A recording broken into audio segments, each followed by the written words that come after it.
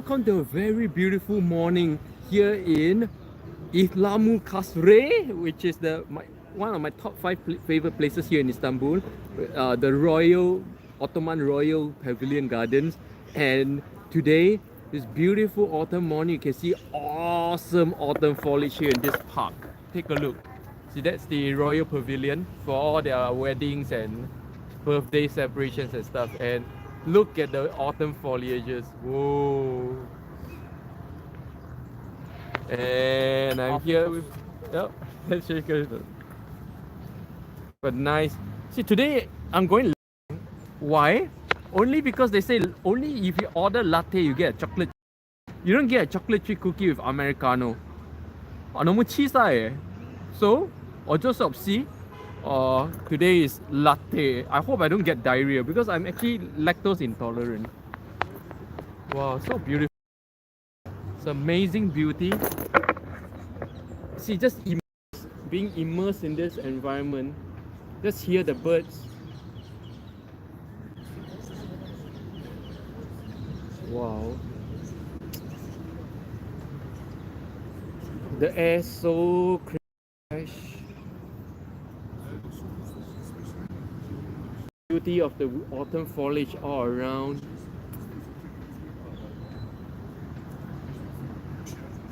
It's just amazing.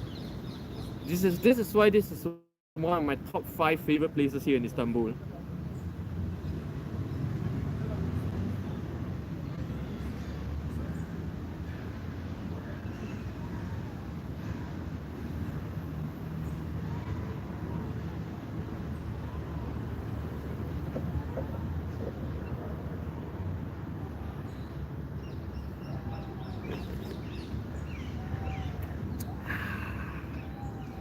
You can hear all kinds of birds here. There's literally all kinds of birds, from seagulls to pigeons. Beautiful sparrow with a very long tail. Good morning, Crystal Moon. Or good evening, Crystal Moon. Welcome. And I think this is the first time you see my live stream here, right?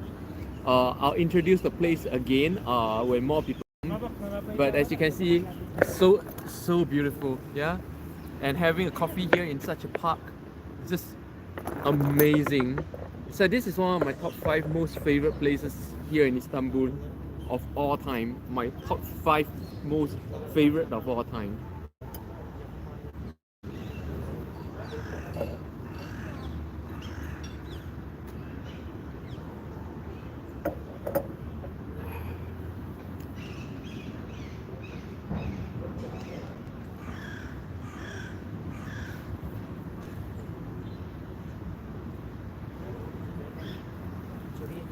Oh yeah, it's very elegant, and because this is a royal garden, you see the pavilion here. This is the well, anyway, since only you are here, here I am in Ihlamur Garden, which is the Ihlamur Royal Ottoman Empire's Royal Pavilion Park.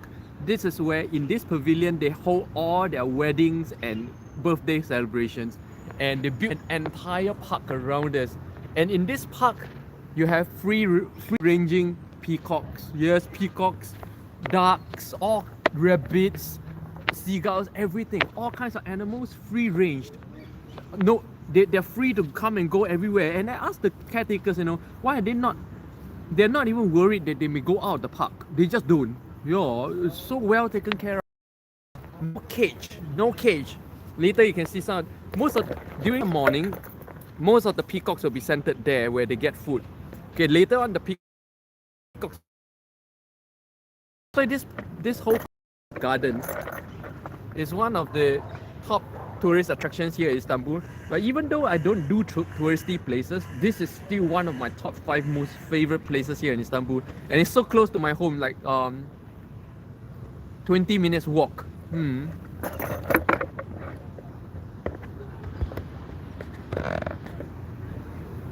Good morning, Anna Capri. Oh, haven't seen you in quite a long while. Good morning.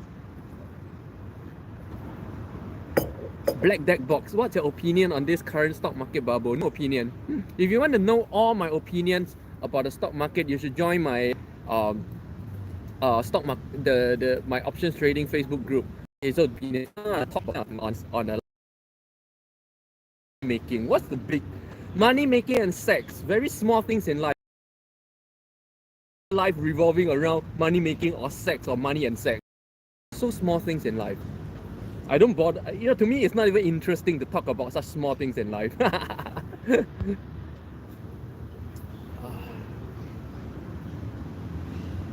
I literally don't think about the stock market. I only spend whatever time I should, whatever, like maybe 5-10 minutes a week coming out with my opinion for the week, and that's it, I'm done. Other times I don't think about it at all.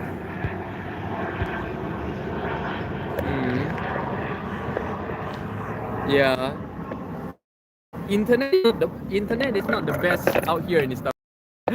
Turkey don't have the best internet connection, so yeah. Oh, the sun is coming out, the morning sun. So when I came, it was like all cloudy, so Black Deck. Let me ask you, so what if I say the market is gonna crash? And so what if I say it's gonna rally? So what? What difference does it make to your strategy? What difference does it make to what you're gonna do in the market this week? It makes no difference. Such opinions are just entertainment, Black Deck. Ultimately, all opinions about the market are just entertainment. In the end of the day, what matters is your strategy. What your strategy demands you to do, what your strategy says, that's what matters, you know? Anna Capri, beautiful area. Yeah, I just introduced this area twice in 7 minutes, so I'm not introducing it again. Oh, the sun. I'm not introducing it again until more people come. So yeah, if you want a good introduction of this place again, stay tuned for another. Birds seem to be more intelligent than you think. Oh, no. Birds are not more intelligent than I think. I have always knew birds are super intelligent. Why? Let me give you a simple fact. Birds are the only animal in the world, apart from human, who can speak human language. The macaw, the myna, and a few other birds, they can mimic human language perfectly. But animals that are very close to human being, like genetically close to human being, like chimpanzees, can't utter a single word in human language. This is how super smart birds are, you know. To me, birds are not smarter than I think. I always knew birds are super smart. Because why? Because I grew up with a talking myna when I was young, when I was growing up in the village. That myna speaks human language perfectly, and from time to time, it responds to what we say with the correct response in human language as well. I know birds are fucking smart. Okay, the sun is too unforgiving. I'm going to go hide somewhere where there's no sun. This. Wow, look at this. Look at the foliage. Look at the foliage. See, in this setting, people having breakfast in this beautiful setting. Isn't this the life? And it's not even expensive to live this kind of life here in Istanbul, no? Wow, under this tree is nice. Let's do under this tree. Nice shade. And okay. Wow, this table is going all over the place. Wow, so dangerous. Okay, have my view. Okay. And for those of you who are wondering, yeah, this place is called Internet. This place is one of the top Istanbul. There's no park more beautiful than this, because this is the royal park, the park that the sultans created for themselves, for their family, for family entertainment, and for ceremonial purposes. So there is literally no other gardens or parks in the whole of Istanbul or even the whole of Turkey that compares to this, because this is the sultan's private park. Anna Capri, I love watching your videos. I just don't comment all the time. Oh, I see. Nice. Look Get the village. Good night then.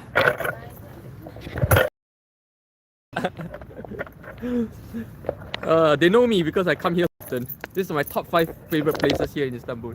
See that pavilion there? That's where all the sultan's wedding and birthday parties were held. In this whole setting here. Later, after I finish my coffee, I'll bring you guys on a tour to look at peacocks and stuff. There are peacocks here, not caged up, free ranging. They are going all over the place. And at different times of the day, they concentrate at different areas of this park. And then there are ducks, mandarin ducks, regular ducks, seagulls, plenty of seagulls over there, that corner. Rabbits in that corner, all running around. So like, if you can imagine, like the fantasy garden of the old fantasy kings, this is as close as it gets to that kind of feeling. Yeah. Oh, chocolate cookie. Your cookie?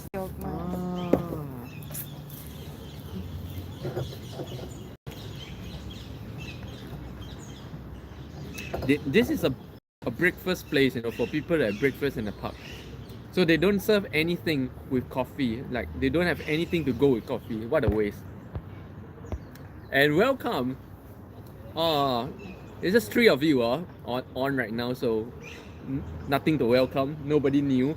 Everybody knows what my live stream is about. Can you hear all the birds? If you have been following my meditation system, this is the perfect place to do it outdoors. You just sit and just listen to the birds. Instantly, the sounds of all these birds instantly bring you away from the story world into the real world, into the peace beyond our understanding. And you feel so a part of nature. By being here often, you really become one with nature. What in Chinese they say 天人合一, where you and heaven become one. This is the feeling here. Wow, I really love this maple under this tree. Wow. And of course crows. Crows are really in Turkey as well. Of course, beats Japanese crows. Japanese crows are super huge. Japanese are like twice that size. Crows in, so interesting. Crows in Singapore and China is about this size. Crows here in Turkey is about this size. Crows in Japan is about this size. I'm not even joking. The size of my body. When a crow in Japan flies near to you, you literally get scared. It feels like a flying dog or a flying cat. At least a flying cat. It's huge. Huge and very black. The crows in Turkey are not black, you see. The crows in Turkey is actually grey body with black head. But the crows in Japan is big and fully ebony black. Like midnight black, okay? Yeah, well, 6 of you are nobody talking, You guys know that when nobody chats and I run out of anything to say, I end the stream, yeah? That's why 2 days ago the stream ended in just 7 minutes. This is a coffee chat, So if you come to my coffee chat not wanting to chat with me, then I got nobody to chat with, and then it ends, yeah? Wow.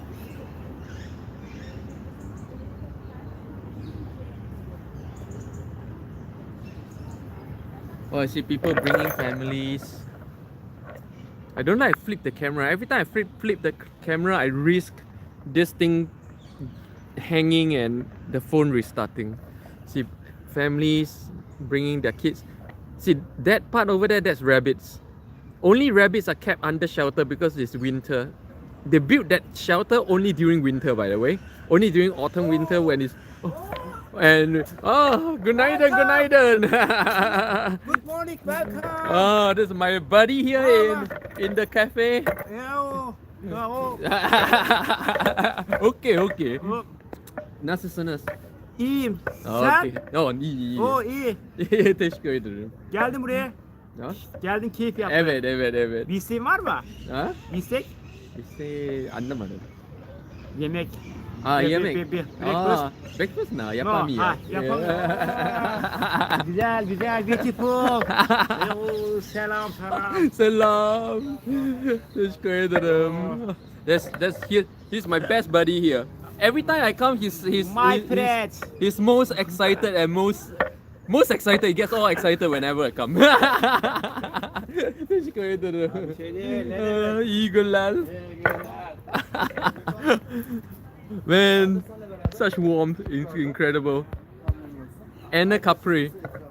Crows scare me, they seem to peer into your soul. Oh, they peer into your soul only when you allow them to. Crows, I love crows. Crows look so intelligent and look so smart. Shish shish. Ah, shish shish. Shish shish. Oh, let me. Namaskaram, shish shish from Bharata. I prefer your outdoor streams more than cafe streams. I like watching the outdoors, yeah. But outdoor streams are not easy. Why? Number one, it's very hard to control the environment. Sometimes it's too sunny, sometimes it's too windy, sometimes I don't have a good place to sit down. Yeah, it's not easy to do outdoors. Actually, everybody thinks live streaming is easy, where you just turn on the camera wherever you are, hook onto the internet. What's the problem, right? Wow, this is episode 50, by the way. 50, yay! So beautiful 50th episode, bringing you guys to a special place. But 50 episodes, right? 50 episodes of doing live stream taught me so much about the technicalities of live streaming. It's not easy. You need a lot of conditions, and outdoors is not easy to do outdoors. Not many people, not many places are good for outdoor streaming. Crystal Moon, my language is typical NZ. I'll be more careful with your grammar. Annie Capri, he seems like fun. Crystal Moon, I remember him. Oh, you were watching but like every time I come, especially the time where I brought you guys into the pavilion itself for breakfast. I'm not gonna do it again simply because I really don't take breakfast. You have to force me to eat, I don't feel good eating breakfast at all. I have to be forced to eat breakfast. Anna Capri, I love your way of thinking. See the crow and the cat. You see a crow and a cat. When you see a crow and a cat, what's gonna happen? Nothing's gonna happen. Nothing's gonna happen. Here, the animals here. Oh, the cat is coming. Cat is coming. Meh. Meh. Meh. Where is it? Where's the cat?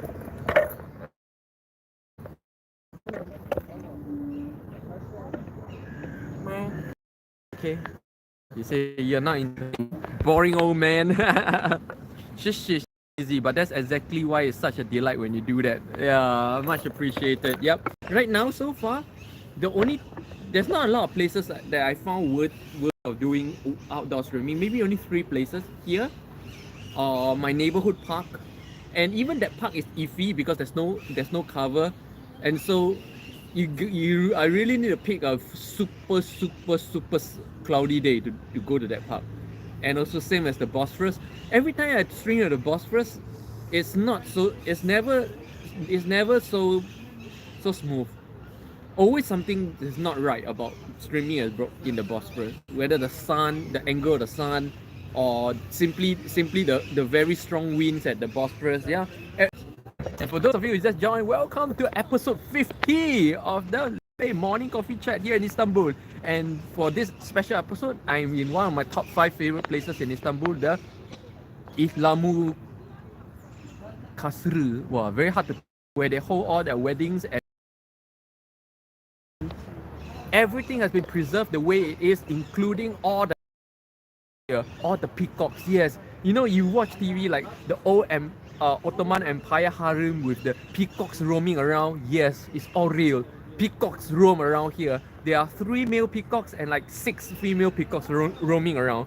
But usually in that corner over there. They rarely come over here. They always stay over that corner. And really fun. And peacocks.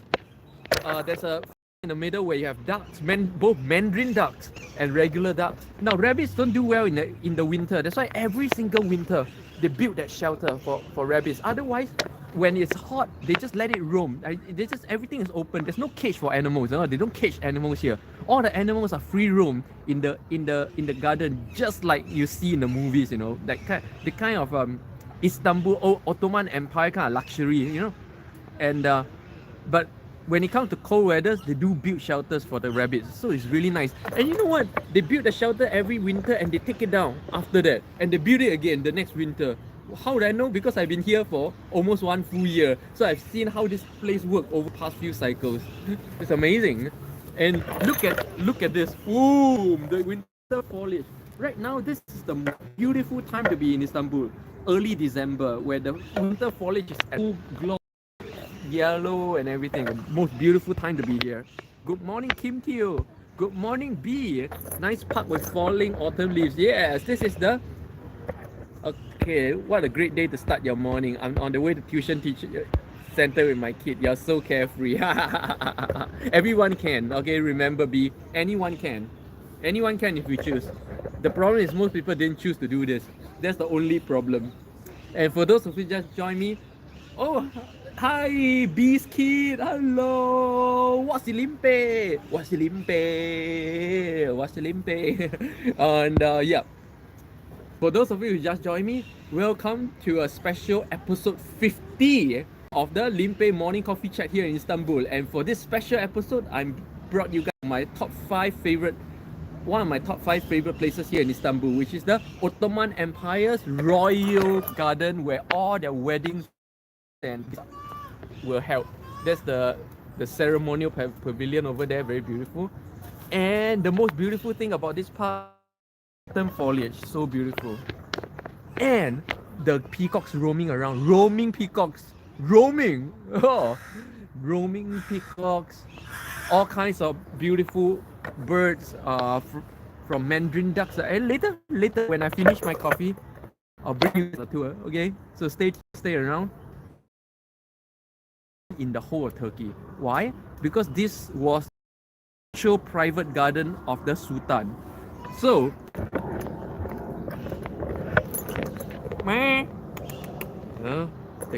cat can't be bothered with me.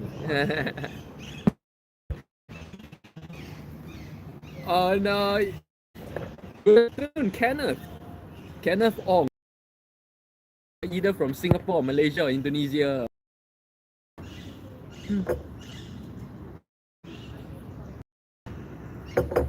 Anna Capri, I remember you saying a while ago that intentionally use your heart chakra to talk with people. I'm starting to do this and it's working. Oh, okay, yeah. I use my heart chakra with this, which is the anahata. When you talk to people, consciously raise your anahata to your eyes. Yeah, actually, some people say focus it out through your eyes. I don't think it's necessary. Just focus it around this area here, and then you start to your communication. You just improve and you just shine. You basically open a pathway of your energy into the world. Yeah.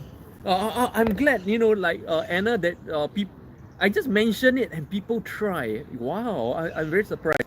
And of course, Anna, it takes understanding chakra and it takes being at a stage of practice where you can actually feel and or spiritual practitioner. Very interesting. Good morning, RG. Happy 50th episode. Welcome, RG, to episode 50. Back in, see, I'm a boring person. I always go back to the same old places, but same place, always a different feel. Just look at how the park feel today. Like, this is the third or fourth time I've streamed here, and every time it looks different. Oh, seagull. In case you guys wondering, there are more seagulls here than crows. Why? Because it's right next to the Bosphorus. And Bosphorus Straits is not a river. It's what connects the Mediterranean Sea and the Black Sea, okay? Good night, Emine. Good night, Nasisonas from Turkey. I haven't seen you in a bit. Anna Capri, good. Thank you. Oh, no, don't thank me. Tell me what's your practice? I'm curious to know. Like fellow practitioner of energy practitioner. I always want to know more about all your practices and what your experience. I don't just share my listen to other people's experience as well. Crows and seagulls. Very few cities in the world you can see both crows and seagulls in the same place. Very few. Okay, let's see. Shane Beer Görüntü anlamadım. Çok zor. It's too difficult Turkish.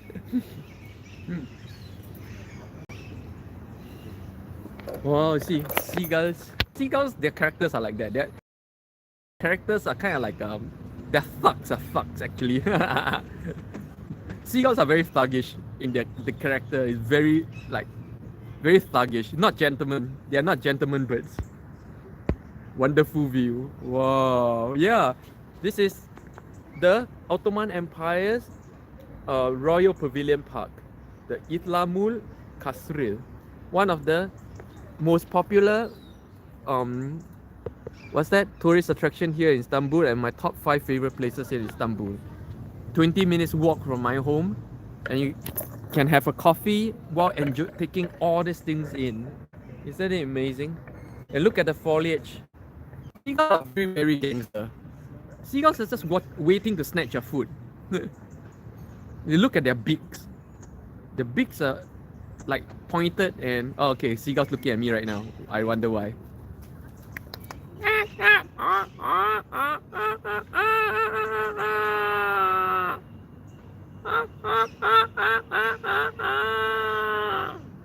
See, I listen to seagulls so often here. I know how they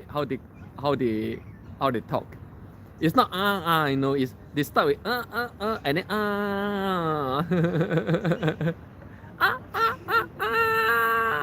See, it's all confused. For a moment, it was confused. I got it. See, where in the world can you see seagulls and crows being friends like this? Look at this. Look at this couple. Look at this couple. Very far away. Very hard to focus. Look at this couple. A seagull and crow couple. Oh, okay. The camera is stuck. This is the danger of using that. Oh, another seagull right here. Very hard to find a place with such like a park with so many seagulls, yeah, unless it's really near a sea, which is what Istanbul here is. Very near a sea, very near the Anna Capri. I practice it while I'm shopping or walking around town. Oh no, I mean, what's your spiritual practice of Kriya, Tantra, or meditation? What's your practice? I'm just very curious because in order to reach where you can feel and move your chakra, it's not a easy point to get to. It's not a beginner thing, you know. So I'm very curious what your practice is to get to that to a level where you know what I'm talking about and be able to do it. It's not easy. You're probably the first person that I've ever talked to about these things who has ever been able to first and only one, Anna. Yeah. So I'm very curious. What your practices are to be able to do just what I mentioned. B. Fallen maple leaves, so nice. Yeah, it's called foliage. Autumn foliage. I don't know. Yeah. Okay. Wow. Then you have reached a certain very high level then, because the practice is only relevant until a certain stage. Beyond a certain stage, you don't need the practice anymore. That's why you see like big spiritual teachers, they don't practice anymore. They don't meditate anymore. They don't do their yogas anymore. They don't do their kriyas anymore. When you break a certain level, then the energy starts to build up on its own. It becomes a constructive cycle. In Chinese, they call it the Wu starts to go into a constructive cycle. The moment you turn the cycle from a cycle into the constructive cycle, which is just one line, you cross that line, then boom, everything starts going on its own. Then you no longer have the practice. I meditate. I say, no, we are not meditating. Can you control what you will do, what you dream, what you want in your dream? If not, you're not meditating in your dream. There is a way actually to meditate in your sleep, okay, where you completely control what you dream, what you do in your dream, how your dream works. You're fully aware, just like you're awake in your dream. That's meditating in your sleep, Emily. What you're doing, I suppose, and I'm quite sure, is just sleeping. You're not meditating in your sleep. Meditating in your sleep is a very high level spiritual practice. It's a very high level like in the Chinese Qigong, meditation in the sleep is one of the highest level Taoist, the Wutang Taoist, in their system. Sleep meditation is very critical. It's very important, and it's meditating in your sleep is a very high level practice. Never see people meditate and they say, "Oh, I meditate in my sleep." No, you're not. You're just sleeping. Emini, I time was Scorpio.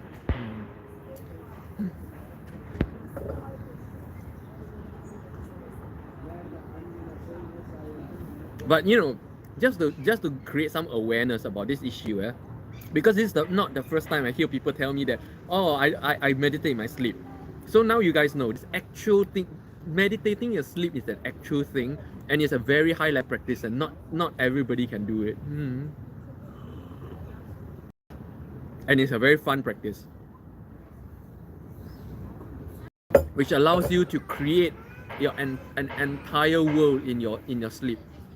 Feel things exactly like real, and you can do whatever you want, and in that world you can do anything you want.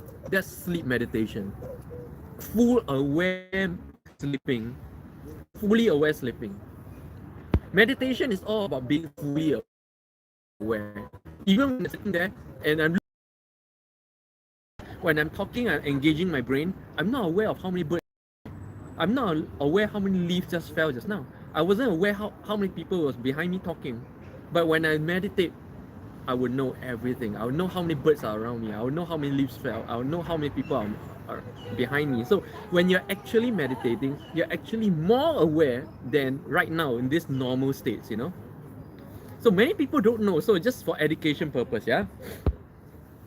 Because when we talk about meditation, everybody think, oh, it's just sleeping. Why don't I just sleep? And so I meditate in my sleep. No, it's completely different. Missing out full awareness. So meditation is about being fully aware. So being meditation when you're awake is going in a state of awakeness, and meditating when you're asleep, meaning you're awake even in your sleep. And that's the state all samurais live in. No, you would read that in the classical samurai texts like Hagakure. I'm samurai, by the way. Like Hagakure, samurais always sleep with full awareness. A samurai who sleeps and falls into unawareness is a samurai who dies real fast. Yeah. So this is in fact, therefore, even in martial arts, is a very deep spiritual practice for martial artists, because you need. So in the end, spiritual practices and martial arts always converge onto the same goal. Always. Kwon Hyung Jun, hello, 안녕하세요. 한국분 제 채널 와주셔서 감사합니다. 환영합니다. Oh, very few people today. Maybe it's Sunday because it's Saturday night US. Sunday, I know why. Sunday night for Americans, and tomorrow morning you need to go to church. Sunday, I usually get very few people because most of my viewers are from Singapore and America. Makes sense.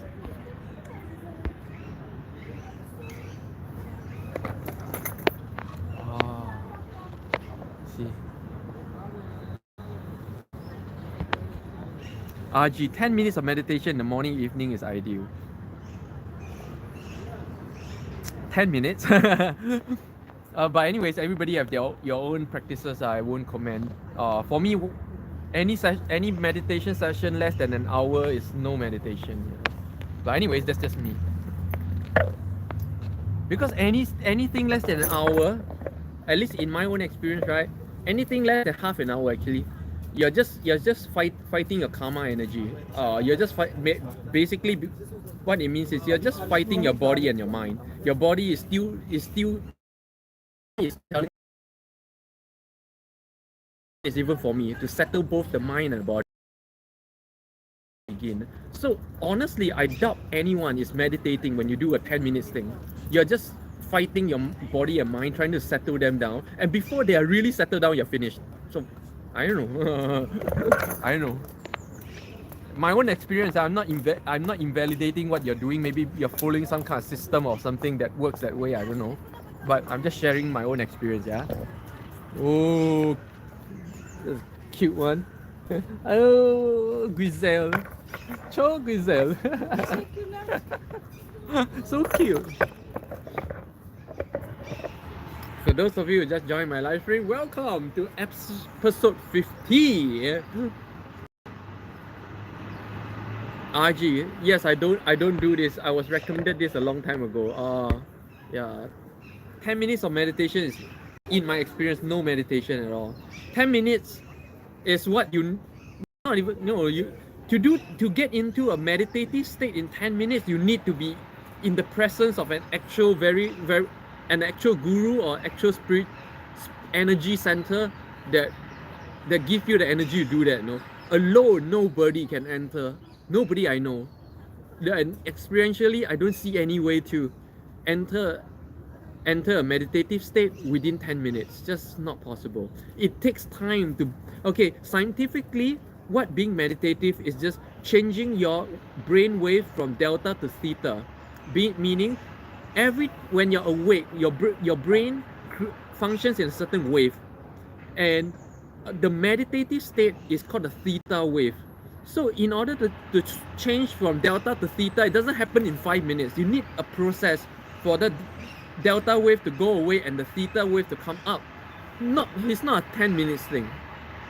I'm sharing you from my real honest opinion. So if you're doing a 10 minutes meditation every day, honestly, I would say just take the 10 minutes, do something else. It's not working. It's not doing anything. You only become more aware of the restlessness and the agitation in your mind. That's all. So rather than starting out your morning the right way, you start out your morning more agitated. I don't know if that's a good thing. RG, you need to reach a boiling point in meditation. Usually, exactly. For me, it's like 30 minutes. Is my own experience. About 30 minutes to let the body and mind settle down and your brain enter the theta state, and then you enter what is a real meditative state, But before that, you're just fighting all the karmic energy. There's an energy field. It's part of the karmic structure that will keep pricking you, keep poking you during that first 30 minutes. So that 30 minutes, there's no meditation. 30 minutes is what you need to get into the meditative state, and then you start the meditation. Yeah. But anyways, I don't know. Of course, I can't claim to know all the systems. If you're following some like miraculous, do it fast system, I don't know if it exists, but if you then it's outside. B, I heard of very senior Thai monk who can get into meditation. Yes, exactly. Very senior Thai monk, basically enlightened people. Highly awakened enlightened people can get into meditation just like that. I can get into meditative state like right now. Okay, there's a few meditative state. I can get into what I call the primary state right now, right here. I'm there already. Yeah. But if you want to get into a deep meditative state, meaning a state where you're not pricked and poked by your karmic energy, at least 30 minutes. But if you want to do it fast, you need to be meditating in front of such a person, in front of that Thai monk, or in front of the Thai monk. You need to be sitting with the Thai monk or enlightened guru or something like that. People or object with very high energy frequency, they can help settle you down really quick. And that's the only way to beat the 30 minutes to get into what I call deep meditative state. Yeah. It's been my own experience, not ready for the meditative. I was a monk. I was for 6 months. So I know 上早晚课 and 早课 you start with all the thing. You go through 心经大悲咒 and then all these things, and then you end as well, and then you end with 回向. Yeah. And then 108菩萨咒. Yeah. I did that every day when I was a monk. I was a monk 6 months. Okay, that's why I know. And if you have ever, see, the thing in Buddhist tradition is that you can be a monk several times in your life, or something, I can't remember. Okay, So every time you go through a period of being a monk, you gather a lot of good energy, and you gather a lot of good energy that can power you through the rest of your life. That's why in Thailand, when you're of a certain age, if you're a guy of a certain age, you can choose. You have to choose to be a monk or a soldier. Okay, and that just goes to show that even the government, the king of Thailand, acknowledged that being a monk is as important as being a soldier. We are going to take a walk in the woods. Grille, grille, grille. Rocky, hello, Rocky. Hello, Rocky. B, I thought you went to the Thai temple. No. I wasn't anywhere near Choa Chu Kang. B, at that time, I wanted to leave home. That means I wanted to be away from home for as far as I can. So I was nowhere near Choa Chu Kang. You know, B, all my life since my childhood, I just wanted to leave my home. I wanted to get as far away from home as possible since childhood. And I'm still doing it. I'm still doing it. Mahayana. Yeah, Mahayana, but not Thai. Thai is not Mahayana, no? Thai.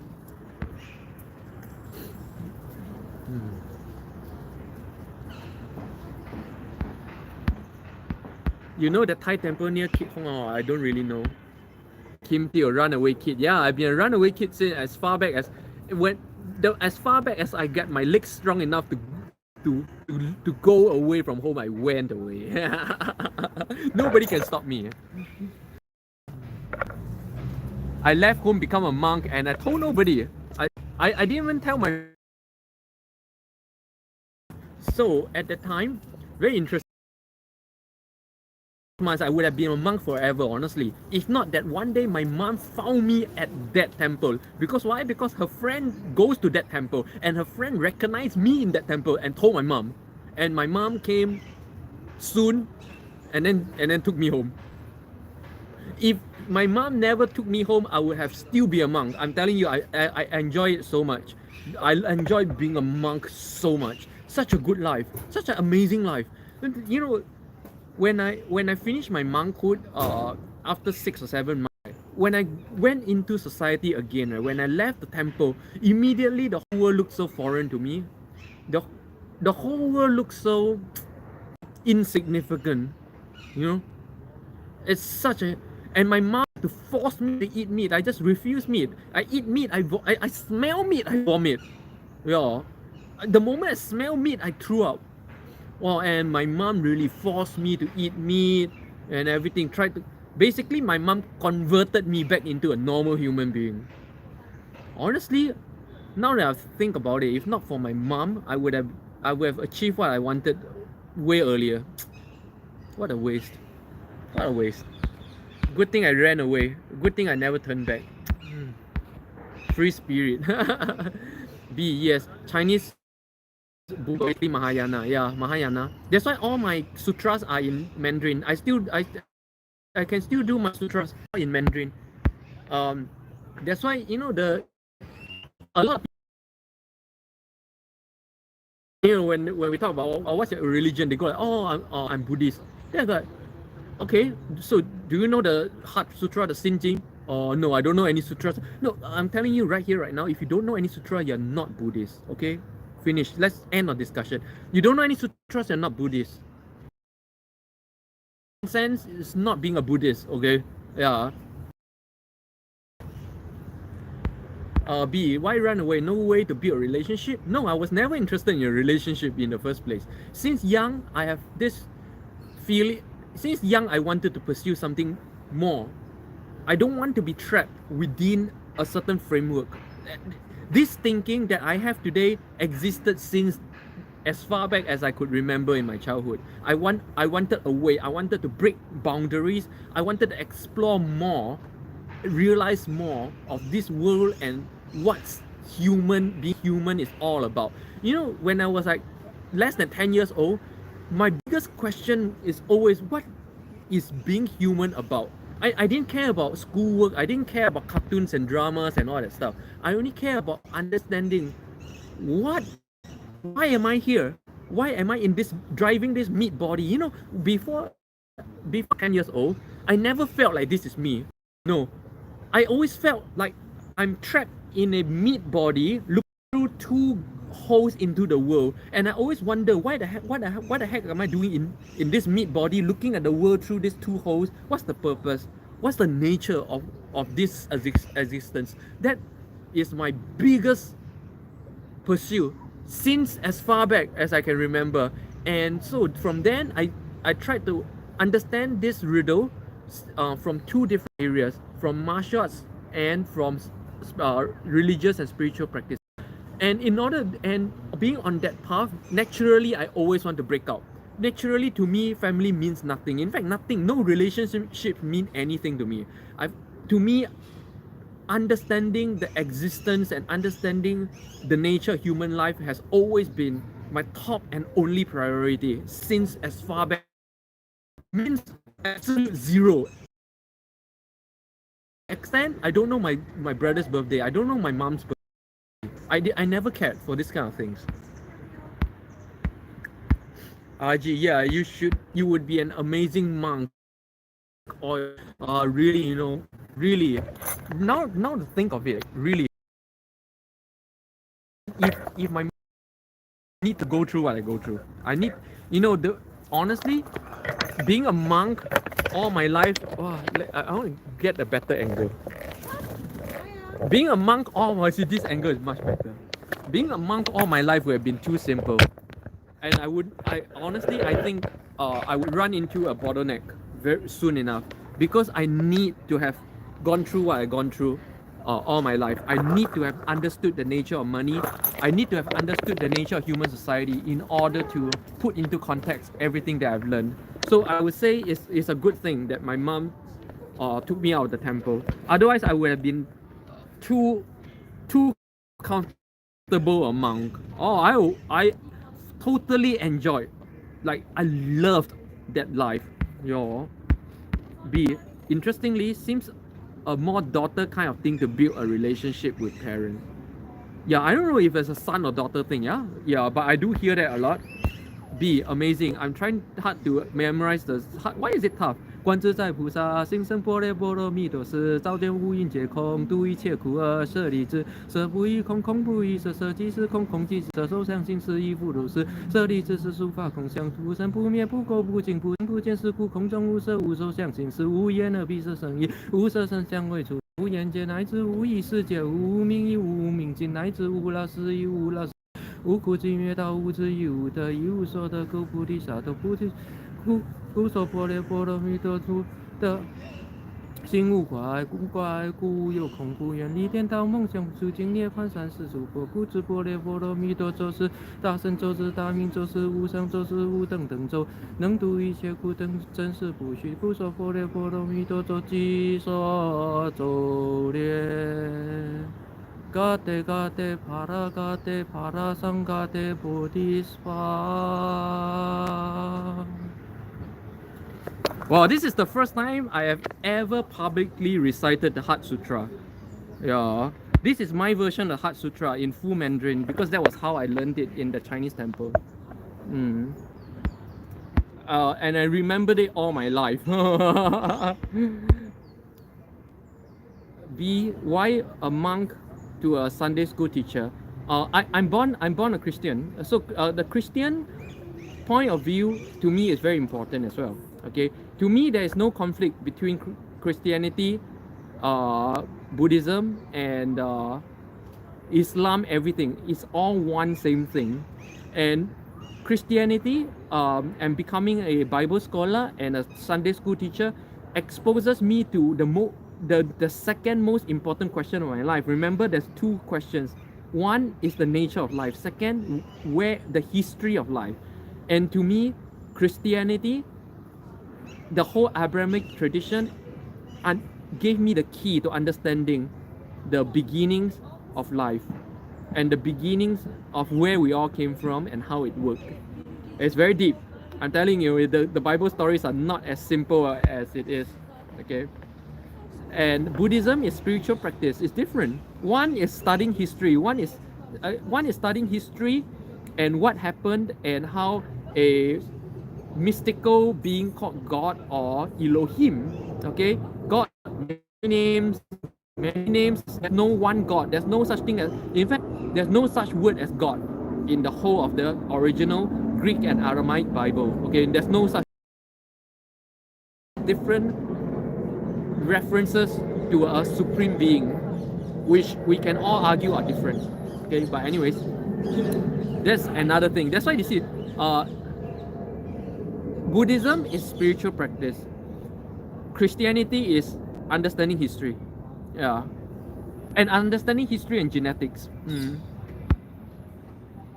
And genetics is in the center core of the actual Abrahamic tradition. That's why in every of the important books, it always starts from with a genealogical tree of the person.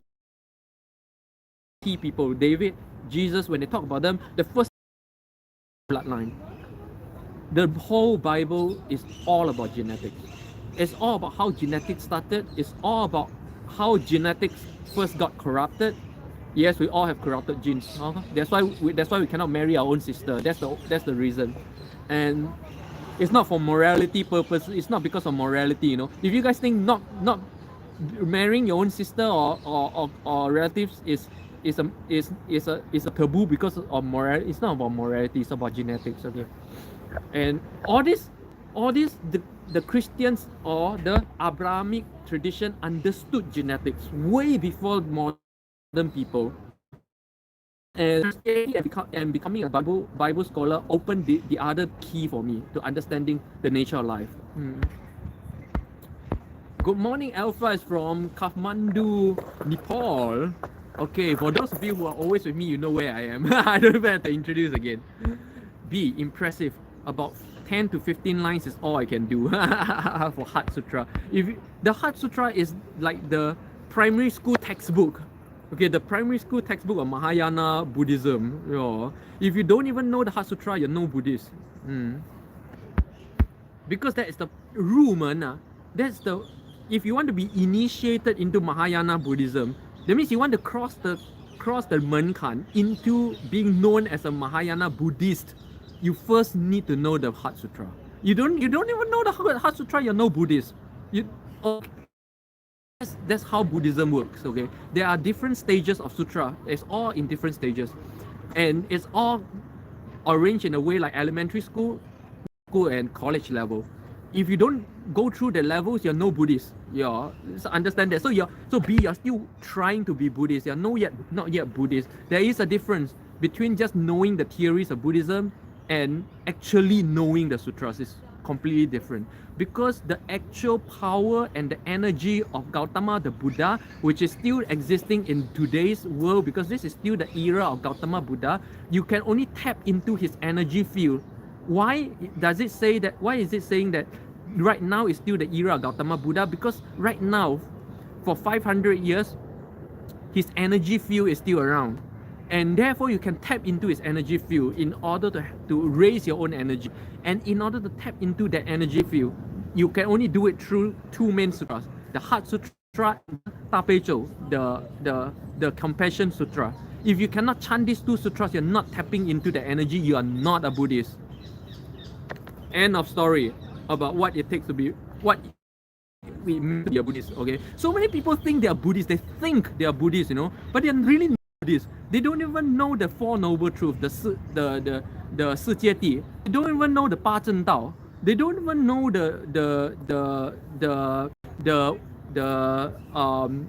the cycles of ignorance.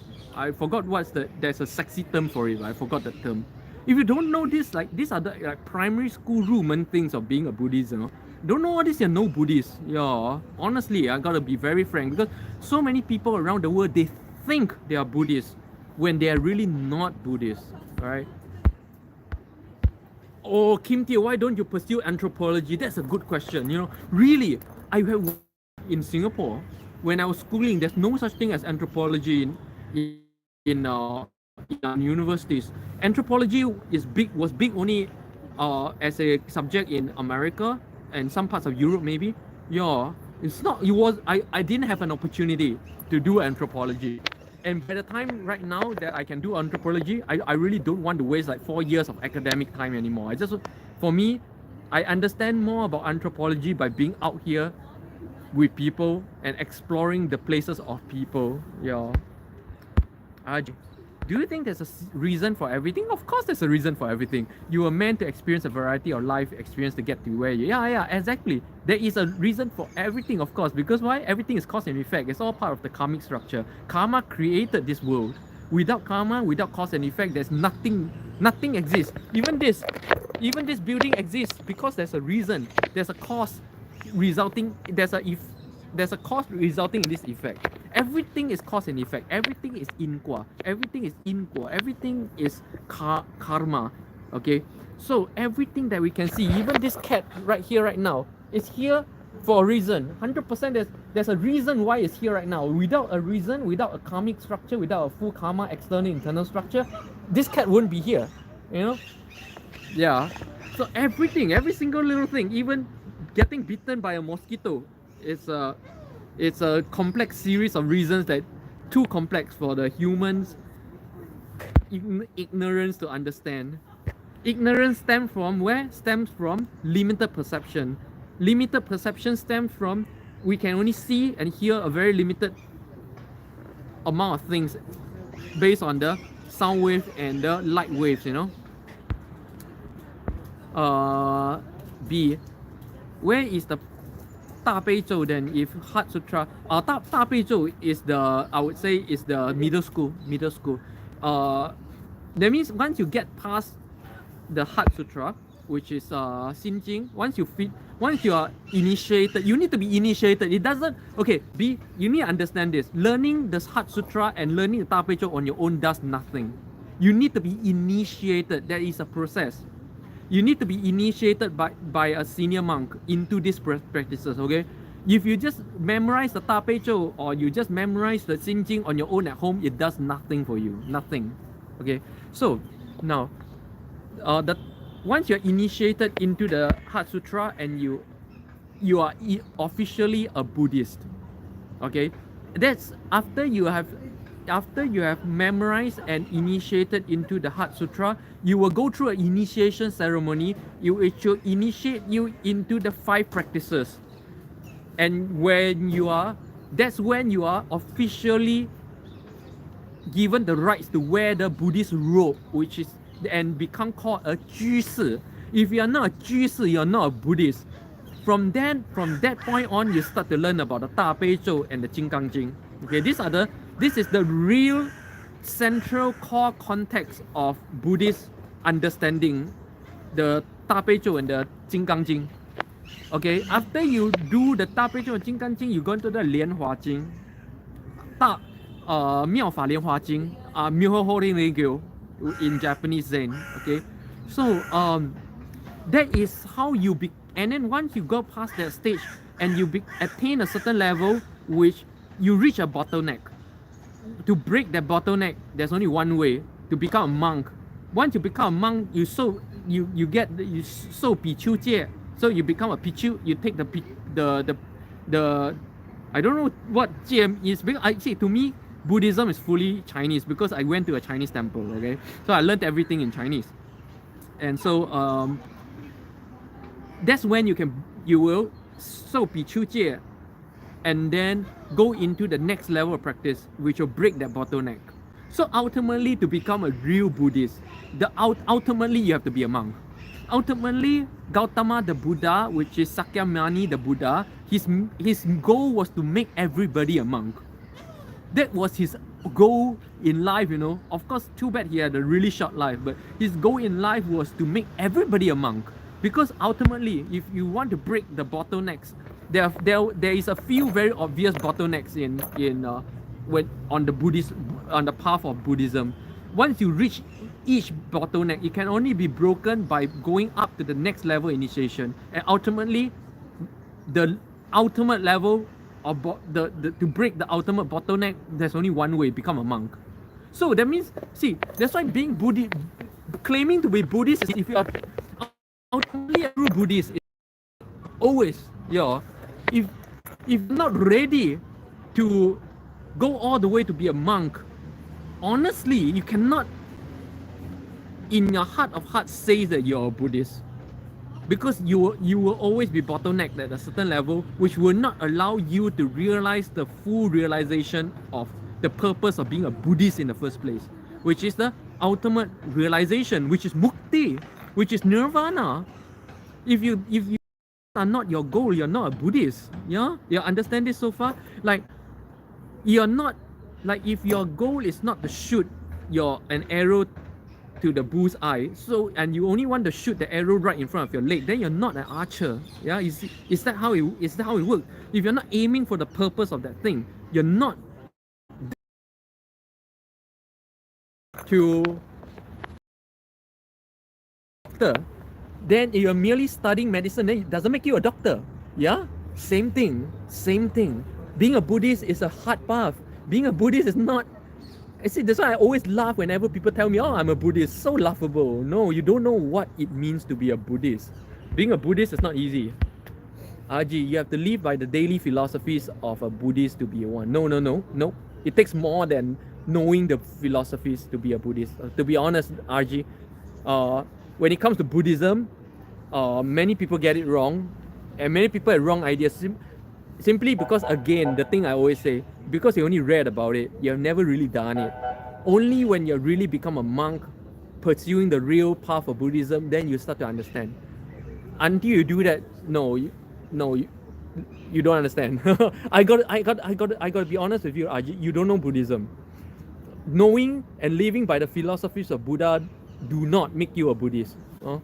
Do not. Buddhism is exactly the same as yoga, as Hinduism and everything, in that it's all about energy building and achieving mukti or achieving nirvana. If that is not the goal, just going by philosophies and principles to be a good person is not Buddhism. Buddhism, in the end of the day, Buddhism came from Hinduism, came from yogic practices, came from Tantra. Yeah, that's how Gautama the Buddha became Buddha. Yeah. So if you're not ready to become Gautama, then you're not ready to become a Buddhist. It's not, you see, but being Buddhist. Anna Capri, why are we living such stress? Anna Capri, no, we are not living in stressful times at all. If you think we are living in stressful time, why don't I feel the stress? Why don't I feel, okay, now, for all of you who thinks we are living in a fucked up era where the world is coming to an end and it's stressful, and every day is stressful, my question to all of you is this: why don't I feel stressful? It's the world right called reality that you say is real right now. Why don't I feel it? Why don't I feel it? Why am I not stressed? B, I'm not interested in initiating. My mom was. Then you're not Buddhist, B. You're just interested in Buddhism. Okay? There's a difference between being interested in Buddhist, being a follower of Buddhism principles, and being a Buddhist. Yeah. You can be a follower of Buddhist principles. You can, there's no problem. No problem with that. No problem with that. Focus on real life. But understand that you're not Buddhist by being so. Yeah. It's a very big. This is a very important difference that I implore everybody to understand, because saying that you're Buddhist implies a lot of things that you're not ready to be implicated with. Just like if you are not Muslim, Buddhism, but you're not a Buddhist, okay? Yeah. No, you're not a lay Buddhist. Being a lay Buddhist is a different thing altogether. Being a lay Buddhist is being a 居士. A 居士 is a lay Buddhist, and a 居士 is properly initiated into the Xinjing. Until you are 居士, you're not a Buddhist. I will do what I can. No point clinging to a goal when my karmic results don't allow that. Exactly. Nobody have to be a Buddhist. Nobody says you must be one. Just understand that you are not one. That's what I'm saying. Don't label yourself something you're not, because it implies you into something that you're not, and you're not ready to defend that thing because you're not it. Yeah, you're not ready to see when you sit with people and people start talking about religion or what, you're not ready to defend Buddhism. because you're not a Buddhist. But when you say that you're a Buddhist, you put yourself in a position where you have to defend Buddhism when you can't even recite the Heart Sutra. Is laughable, honestly. It's like me saying I'm a Muslim. I know enough about the Quran and Islam to say I'm a Muslim. Yes, I researched, but am I Muslim? Can I claim to be Muslim? And if I claim to be Muslim, there's implications. Am I ready for that kind of implication? I'm not. So in the same way, don't say you're Buddhist lightly, because I see you say that quite a few times. So a few times you were very adamant about, oh no, I'm a Buddhist. Oh no, I'm a Buddhist. I hope you understand you're not a Buddhist. Don't label yourself that way, and therefore do not restrict responsibilities that you're not ready for. Okay? Do you know what bird is chirping sounds so sweet? Where? We know that by the time I come to your question, it's probably 5-10 minutes later. So I can't remember 5-10 minutes ago which bird was chirping unless I'm meditating. Aji, when I was in India for yoga training, we did a fire ceremony before the beginning and chanted sutra words. Oh yes. The fire ceremony was the Guru Puja. You did a Guru Puja. That's the initiation into practicing with that guru or practicing with that devi. It is a practice, it is a ceremony to connect your energy with the energy of that guru or the devi. So immediately you get a rush of energy. It's very powerful, which is why even if you chant those at home alone at night, you will not get this experience. This is why it is so important to be initiated by masters into the practice, because if you're not initiated, you're not connected energetically, you will not have the experience, and it's just a religion, it's just a belief, you know. That's why I keep saying, nobody can learn all these things alone at home. It won't work. In one of my previous lifetimes, in actually quite a few of my lifetime, I was a soldier, warriors fighting in wars and stuff like that. And every time I come back to the same conclusion of, wait, why people fall? Why, bring me a same conclusion every single lifetime, and therefore every lifetime I continue the search. From as young as my mental capacity is developed, every single lifetime have been pretty much the same theme every single lifetime. Even this lifetime, again I'm a soldier. Again I'm on the martial arts path. Again I'm back on the same spiritual path. I hope not to repeat this again, to be honest. Every lifetime I repeat pretty much the same thing.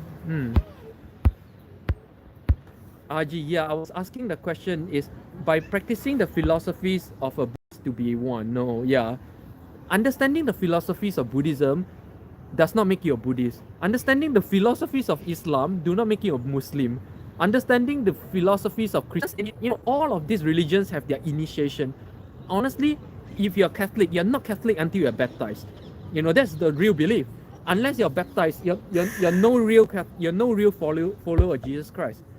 And in Islam, unless you're born, there's a conversion process, yeah. Unless you go through the conversion and the circumcision, you're no Islam, you're no Muslim.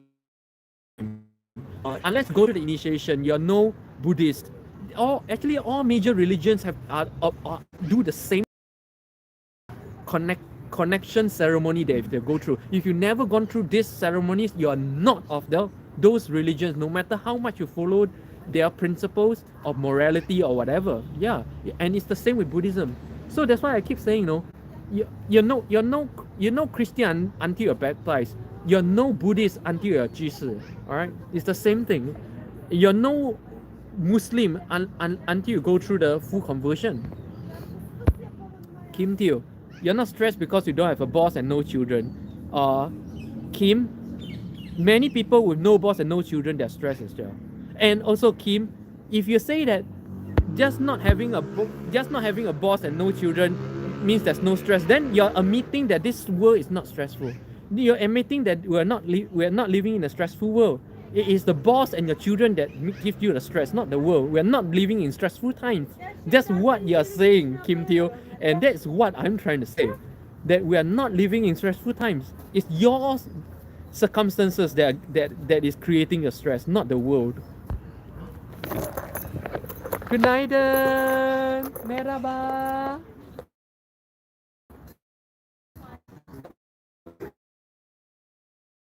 Puchime. Selam. Tim Puchime. So fluffy. Oh, he's coming. He's coming. He's coming. Okay, let me get him. Merhaba. Nasılsınız?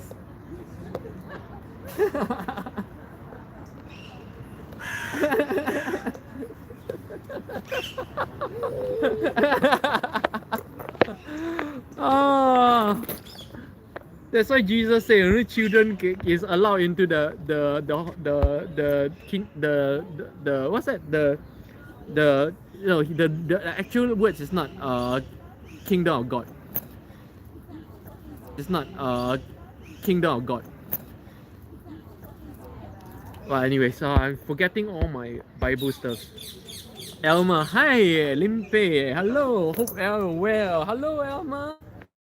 Good evening, Elma. Welcome to episode 50 of the Limpeh's coffee chat here in Istanbul. And today we are talking very deeply about Buddhism, sharing my life as 6 months of life as a monk, a Buddhist monk, and really what it takes to be a Buddhist for real. Aji, thanks for clarifying what a Buddhist is. Well, I'm glad. I'm glad today you guys understand something more about this thing, because this is a widely misunderstood issue. Widely misunderstood. He's here again. He's here again. Hello. So happy.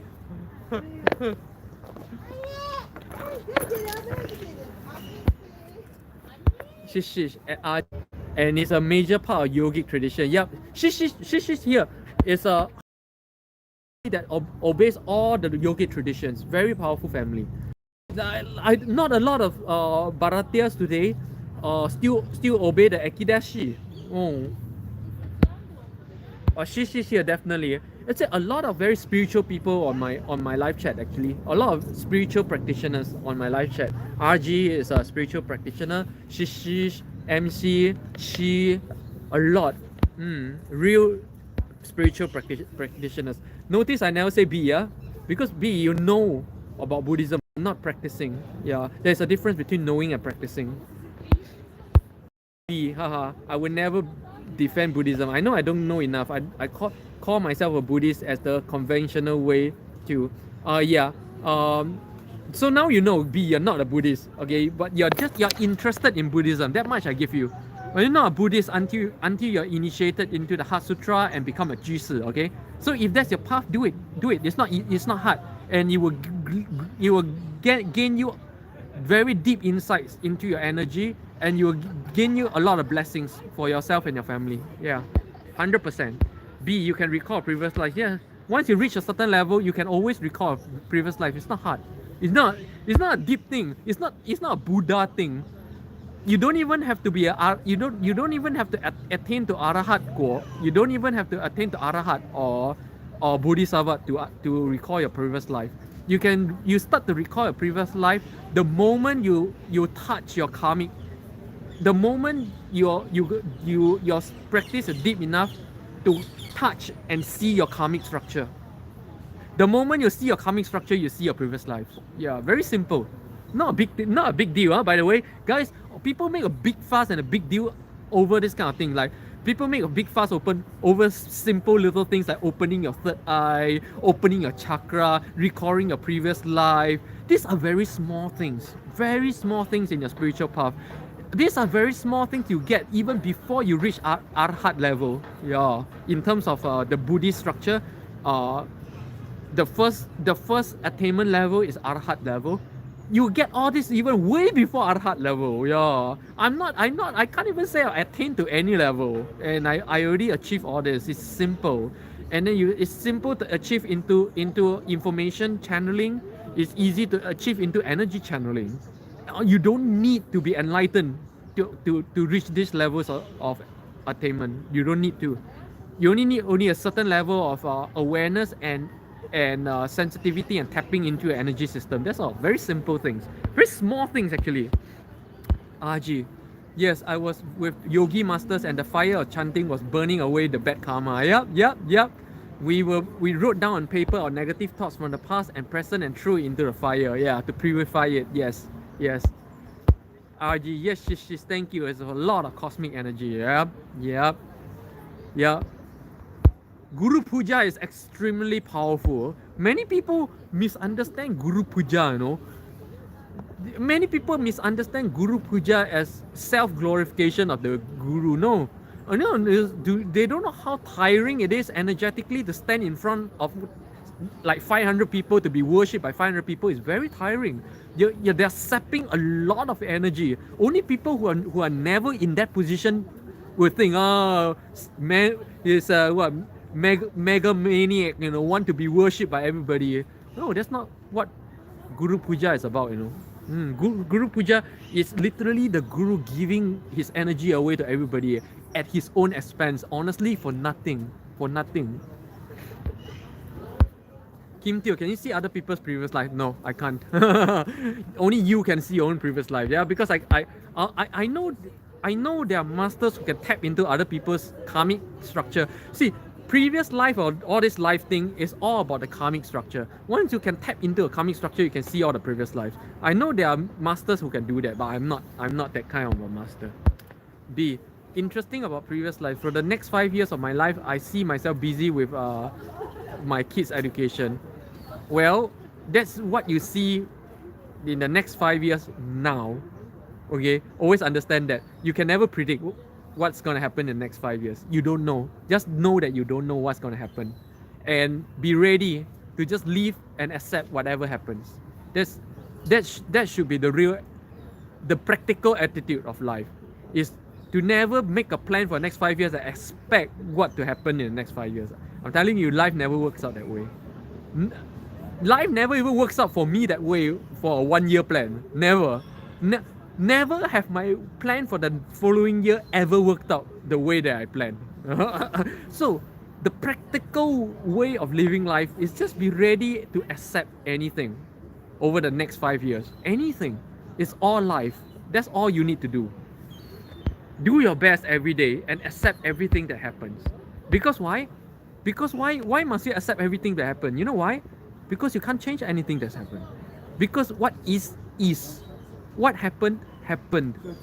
What is reality. You cannot change any of these things. You can only accept. After you accept, you can do something about it. But at that moment, you can only accept.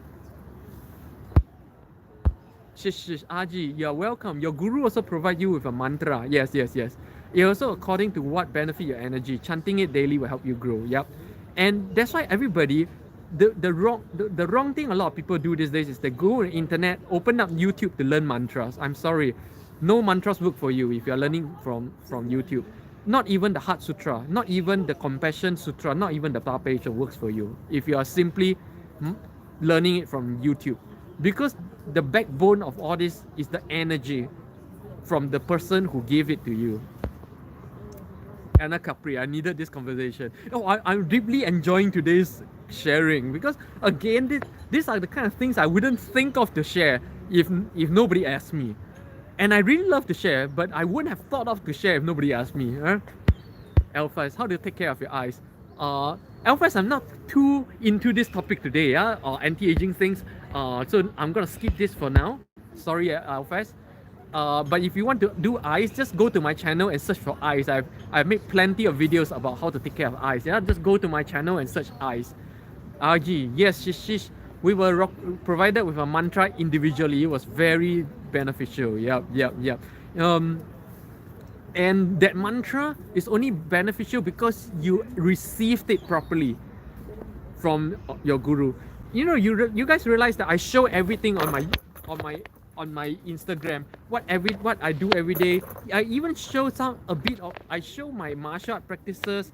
I even show a bit of my yoga, and I even show my meditation. Yes, but did you guys realize that I don't show one thing? I say I practice 3 hours of so-called meditation a day, right? But where is it on my Instagram? Why am I not showing? You know why? Those are the times I practice my real pranayanas, my real qigongs and kriyas, and those are were handed down to me from all my different masters, and those are not something you share. You don't share this kind of thing. Those are very private. That's why when people ask me what kriya I do or what pranayana I do, I don't talk about it. I don't share.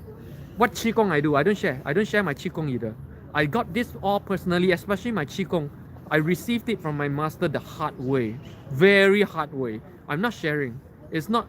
It's very personal, you know. Alpha is it is bright. What is bright? Well, I'm deeply enjoying today's discussion. Yeah, that's why you know, Aji, the mantra that you receive from your guru is very personal. That practice that your guru gave to you or initiated you in is very personal. So don't share it. Don't teach someone else. There's a lot of people like to do this. Like, oh, can you? And if you're not connected to the energy, you won't work for you, and it's bad for me. Bad for me when I give away the energy like this. Yeah. Already just sharing positive energy like this every day, I feel the impact a lot right now. Actually, 50 episodes. Like Alma was asking, like, you're giving us energy, but surely you receive energy from us. Actually, no, you know. This giving out energy is purely giving out energy. It is actually exhausting me tremendously. It's exhausting me not physically. I'm doing nothing physical, but it's exhausting me energetically tremendously. Actually, for those of you who are energetically, for the past 2 weeks, I'm wearing down a lot.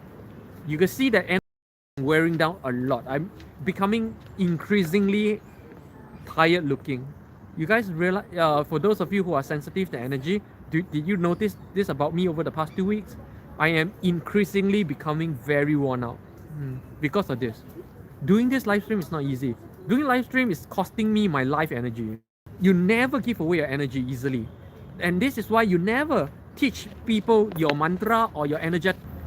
They're enlightened to a certain level where their energy is already very self-cycling. So they can.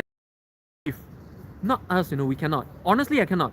Honestly, I'm not at that level yet to do this live stream, no? Honestly, I'm not at the level to do this live stream yet. But I didn't know it. I didn't know I wasn't at the level to do this live stream when I started, of course, I didn't know. But after 50 days of doing this live stream, I'm feeling it. I actually, right now, I know that I'm not at a level to do this. I'm at a level where I need to go deeper. I'm at a level I need to retreat into the Himalayas. I'm at a level where I need to go into retreat rather than I should be in a retreat mode right now rather than a sharing mode right now.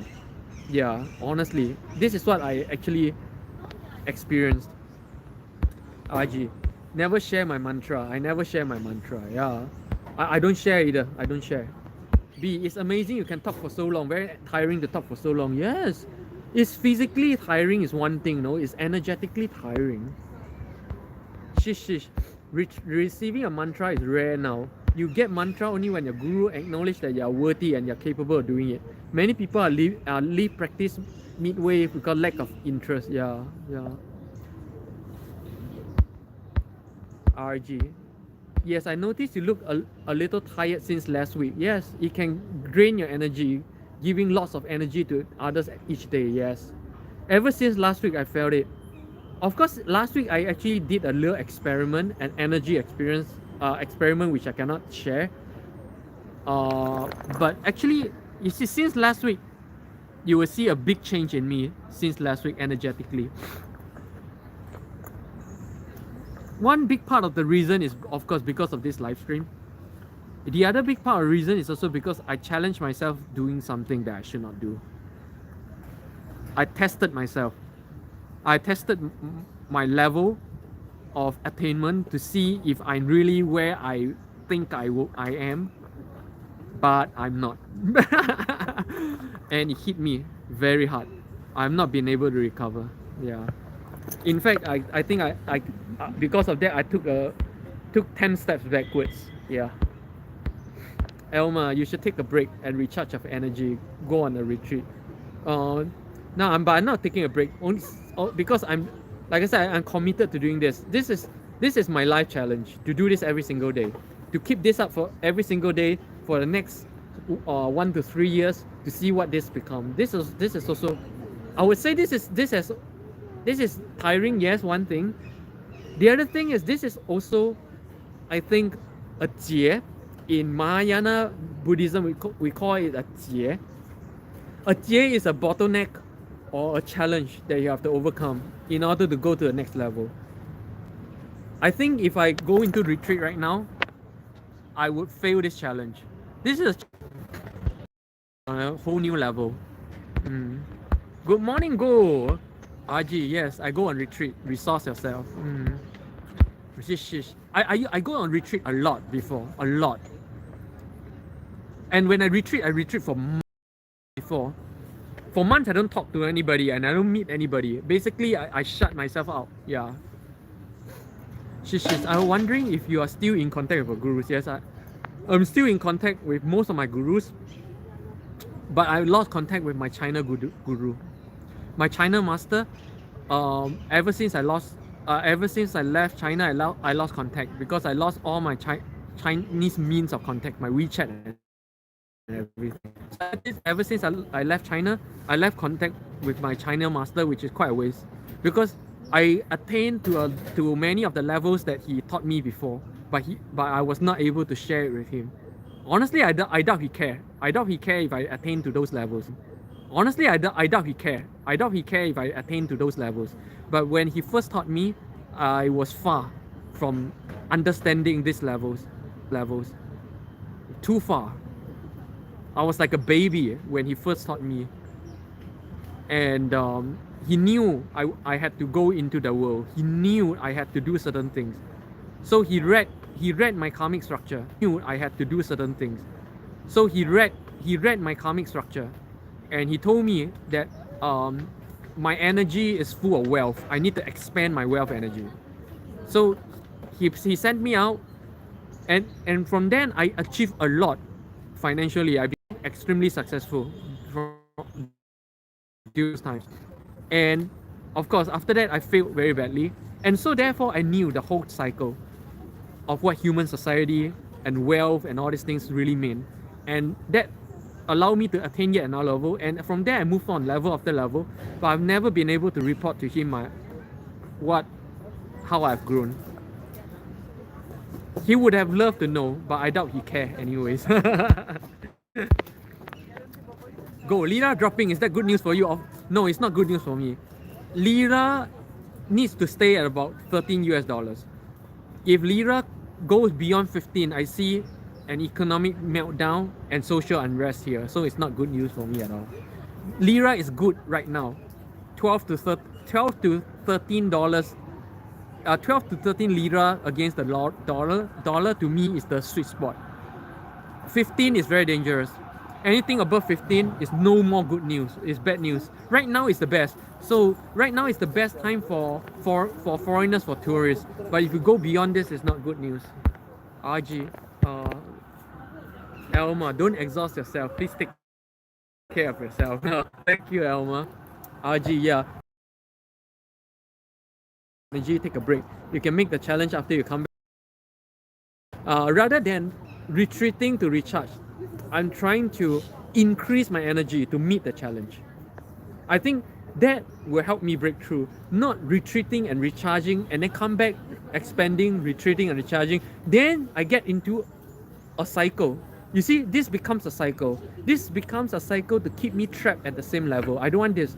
I want to break through. I want to break through this level by finding a way to break through my energy levels, such that doing this is no longer a problem. Then I grow. That way I grow, you know. Shish. I don't know what you achieve in physical aspects of life, but I can tell you achieve a lot in spirituality. Yes. I want to applaud you for your hard work and being where you are. Most people are incapable of that. Hold on. I want to set the camera. Harry, thank you. Namaskaram. Thank you.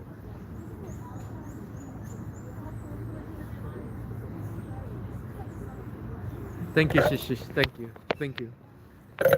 Thanks for seeing that, because to me that is what I think is the real achievement in my life. Everybody see my life and they think, oh, my achievement is freedom, my achievement is options trading and all that stuff, you know. To me, I don't care about these kind of things. Those things are such small things in life, you know. Money, sex, what's that one more thing I forgot? Food. These are minuscule things in life, so small, it's not worthy of pursuit, to be honest. But pursuing these things give you a window into the real worthy pursuits in life. You need money, of course. I'm not saying you don't need money, but you cannot become such a big deal that is everything you think about, everything your life is about. It's just a small thing in your life. Let it be just a small thing. You need to have it in you. Just like a fingernail. This fingernail may be a small thing. You can live without this fingernail, yes? But you want it there because it serves a purpose. Same thing with money. It's a very small thing. Same thing as sex. It's a very small thing. But you want everything. RG, very good break. Yeah. I want to burst the bubble. I want to rise above this. I don't want to be caught in a cycle. No, I don't want to be caught in a cycle. RG, don't resist to the easy way out.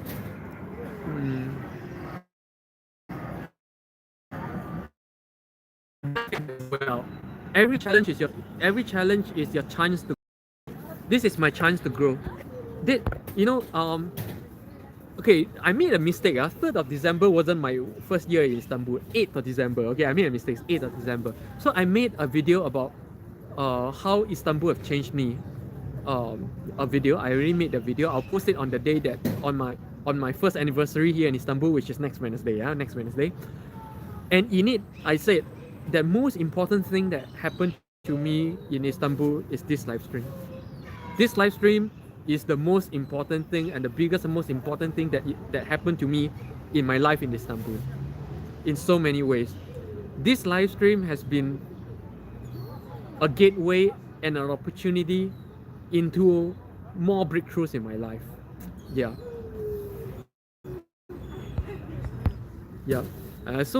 So grateful for all of you to be with me, to witness my journeys. Thank you.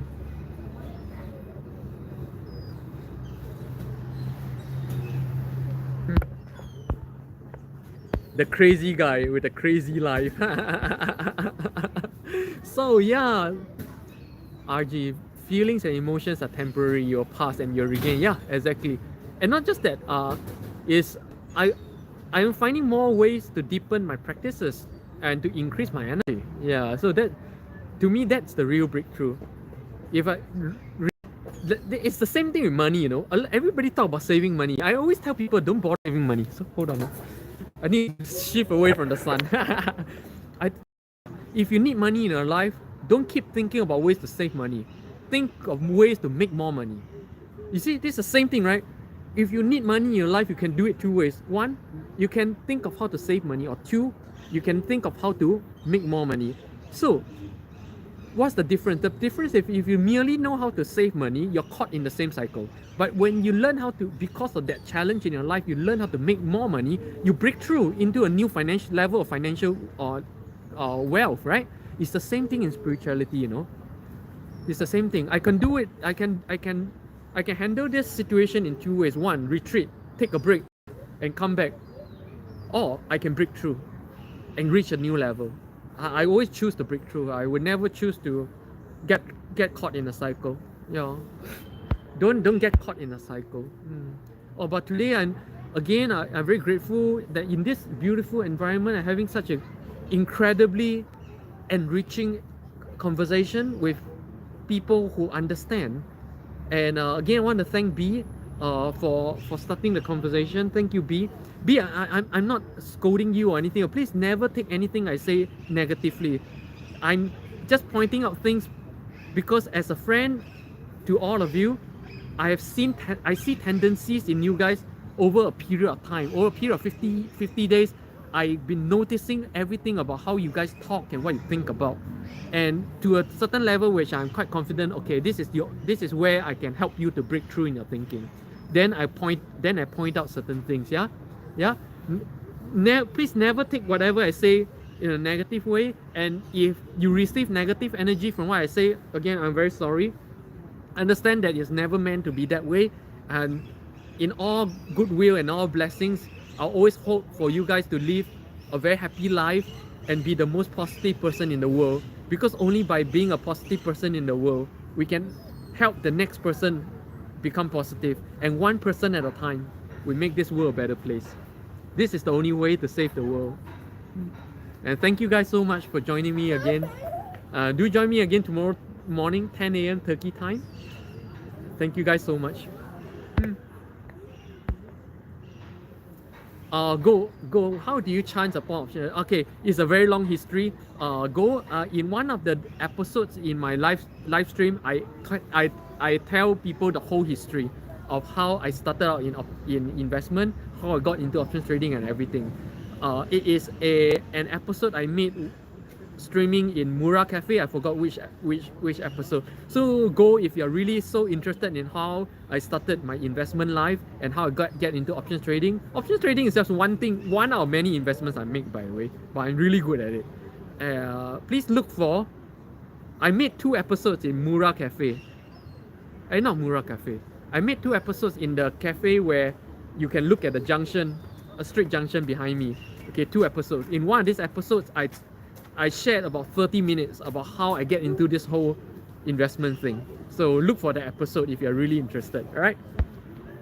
Bye and thank you guys.